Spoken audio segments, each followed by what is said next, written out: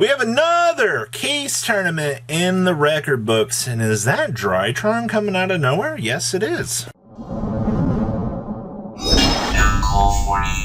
Alright, to the 30% of you that have not smashed the living crap out of that subscribe button, or you just double check to make sure you guys are following the channel so you guys don't miss out on more honest content, your breakdown here for the Rivals Case Tournament is here, and let me tell you about this.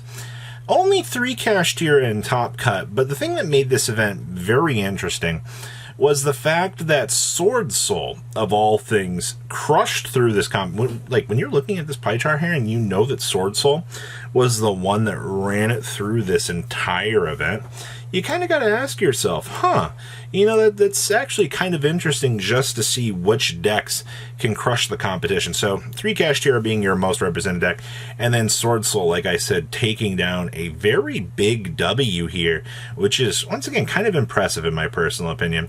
Now, we also have one Labyrinth player entering into the arena here, showcasing that, you know, the power of back row is actually kind of viable here. I mean, if you're looking at, like, this entire Top Cut, where's the back row decks? Like, they don't exist except for, you know, the one Labyrinth player that will always creak into the Top Cut here. Now, we also had a Punk Kashtira 3 on deck.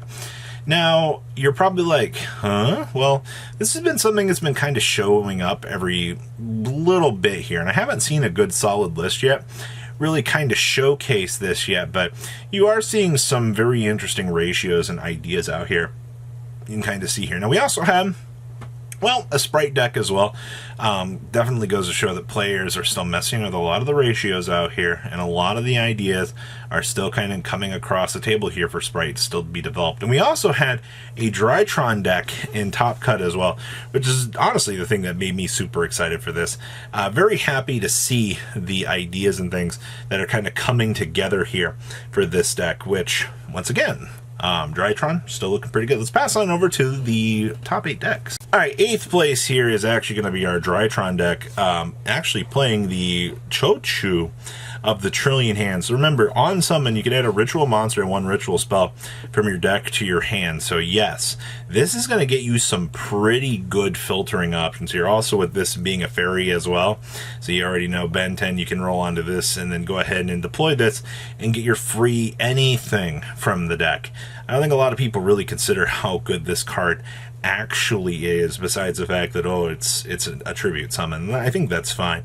Lava Golems to make sure the opponent can't play the game, and then our all-star copy of the Black Chaos Max will definitely be putting you in lead. Honestly, outside of that, a lot of this deck feels good. You do see that the Magic Key engine gets cited in quite a lot just as an option to get to the unlocking aspect. The fact that you just get to tack that in, and you're like, all right, cool, we're good to go. Yeah, that's really, really solid at the end of the day. So that is your Drytron list. Time for Sprite. I see. It's our dear friend Cyberstein, followed by his friend Exterio, and we're playing Rextrum as well. You know, I feel like at this point in time, you can just get away with playing some real dumb stuff, and you're just like, oh, okay, whatever. So we're also playing the Thrust to get into the evenly matched. Love the fact you can just punish your opponent and go, haha, look what I got here. And then, of course, we're playing 1 copy of the Nightmare Corruptor Ridley. Hey, it is a level 2 that this deck can actually do. You thought that Kashtira was the only ones that were getting away with shenanigans down here this format. No, Sprite can actually do this too. It just doesn't come up as much. Alright, and once again, that's kind of the thing that makes this deck a little bit scary, is a lot of hidden gems that it can do. I know a lot of people forget about the engines and things, but don't underestimate this deck. You'll be caught with your pants down and you'll be like, huh? Next up here is Kashtira Money Dollar Bills. Honestly, I guess like the Ogre's the first thing that kind of catches me off guard. You don't see a lot of that. And then, of course, from the YCS, you did hear a lot of people talking about Lance and Chalice just as kind of as defensive options for this deck. It gives you some better option trees here to ensure that you're able to kind of set up and do your thing. And we are playing 4 books. So if your opponent's setting up, trying to break your board, or trying to, like, do all these zone locks, you'll be able to do this. Because if you're rolling into the Kashtira mirror, you're probably going to attempt to lock all your opponents front row, because you know one Kashtira monster is probably going to ruin your day. So this is going to be probably your best aspect. And then, of course, you have these two particular cards for both offensive and defensive options. So kind of interesting, actually. I like the fact that this deck's ability to be diverse gives it some nice oomph. Now, this is our Kashtira Punk list, and there are 4 cards missing from the extra deck down here because I just can't decipher them from the deck list when we were putting these together. So, heads up here, I'm pretty sure 2 of them are Zeus from what I was reading, but they are really, really blurry. So just a heads up there. 2 missing slots, but effectively here what you're going to do, you're going to use your entire Kashtira package, filter through, laugh at your opponent, and then of course the Punk package is going to facilitate you the chance to synchro summon. And let's not forget here how stupid good Psychic End Punisher is.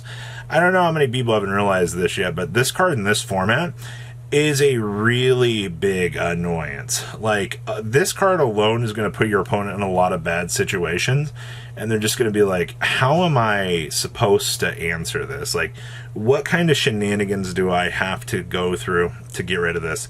And a deck like this, able to deploy all sorts of stupid good stuff for literally no reason whatsoever.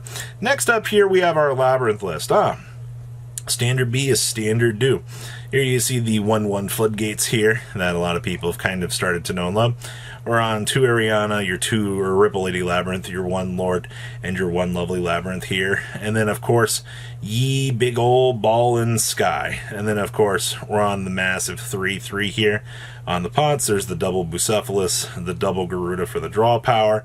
Gotta love punishment targets. That's what makes this deck really, really stupid good at the end of the day.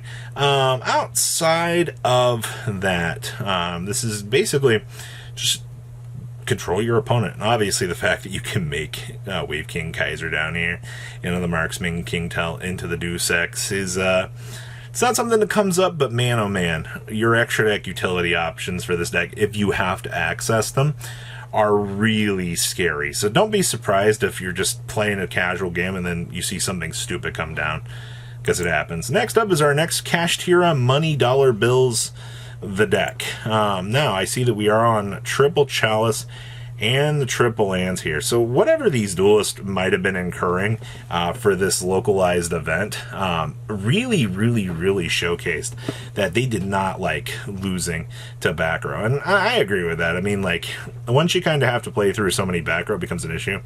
I'm also glad to see that a lot of these lists did opt to play the Goliath as well.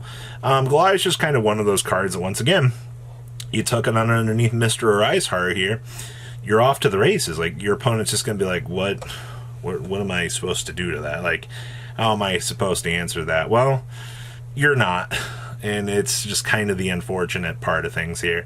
So, outside of that, everything else for this list, very, very standard. All the Nightmare Corruptor packages in the side deck. If you need to access it, you can do so. Our second place list here actually is another Kashtira deck. Now, this build was feeling spicy. We went to 41. Of course, 6 books. Double Forbidden Lands, as this build chose to strip off the excess fat.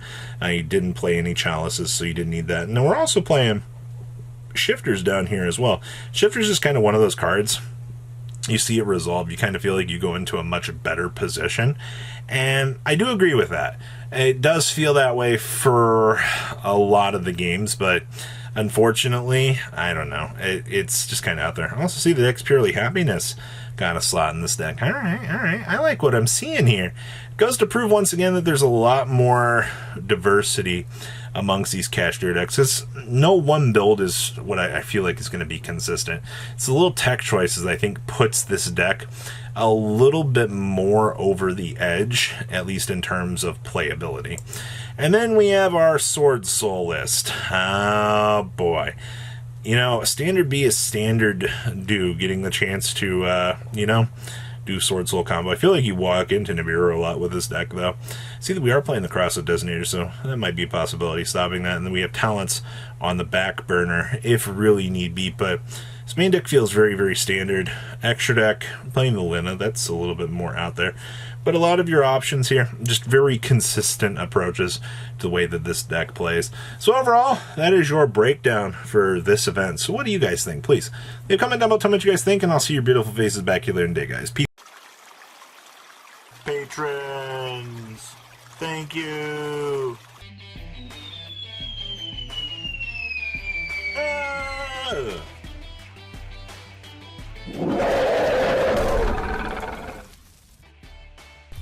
Thank you so much for watching. Check out these other videos.